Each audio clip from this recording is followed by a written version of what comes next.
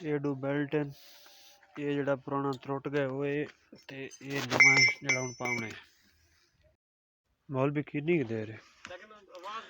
हाँ उस्ताद जी किन्नी देर च खोल लोंदे भाईजान। बेल्ट टुट गया है ते बेल्ट असी इंदा चेंज कर रहे हैं। वो सामने बेल्ट पे ने ते ए साडा जी इंजीनियर है मॉल भी मूंह खावी ते बेल्ट हैगा छोटा ते वेट च नहीं वड़दा, इस वास्ते वेट खोल के फिर बेल्ट ऐस पुली ते चढ़ावांगे। तुहाडे सामने तो निकाने इंदे तो ऐस तो ते बेल्ट टुट गया। ये हुण मॉल भी खोलदा पिया साडा इंजीनियर। जल्दी खोल यार जल्दी खोल। चाबी काली चाबी चावे इवर सारे चैनल को सब्सक्राइब कराए, वीडियो को लाइक कराए।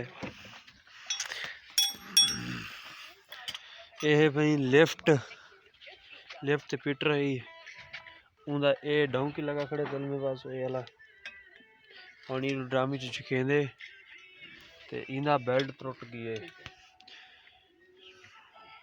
ये तो इनमें सीधा बेल्ट है ये त्रुट गया तो हुण फिलहाल बंद है। भैया सही क्या हाल है, ठीक हो? तबीयत से ठीक है उस्ताद जी? ठीक है जी अल्हम्दुलिल्लाह ठीक ठाक। तबीयत सिस्टम बस पैसे की जरूरत है।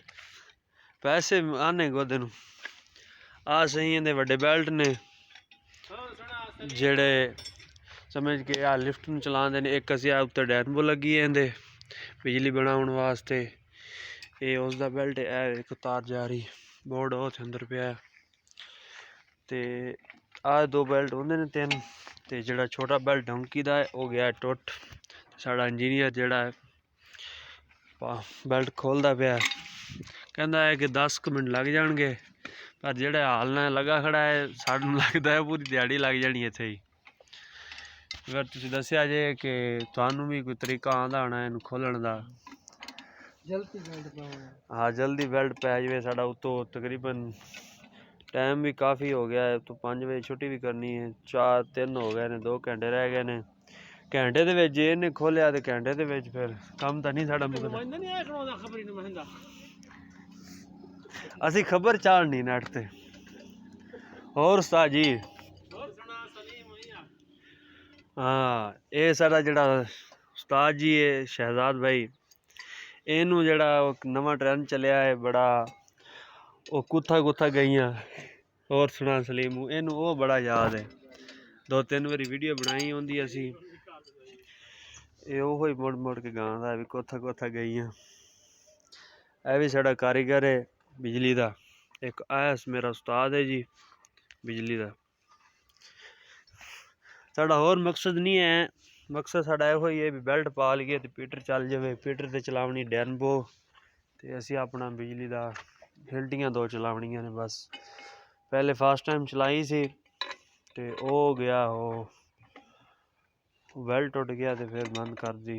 हुण रोटी तो बाद हुण बेल्ट पा रहे हैं ते फिर पा के फिर चलाने हैं। और उस्ताद जी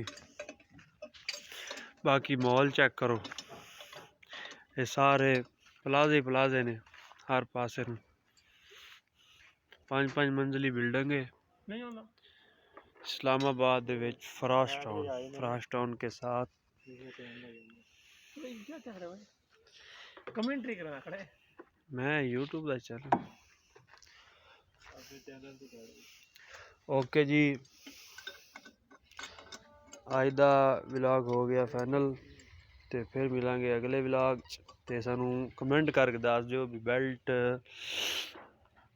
किस तरीके नाल जल्दी पै सकदा है। ओके बाय अल्लाह हाफिज़।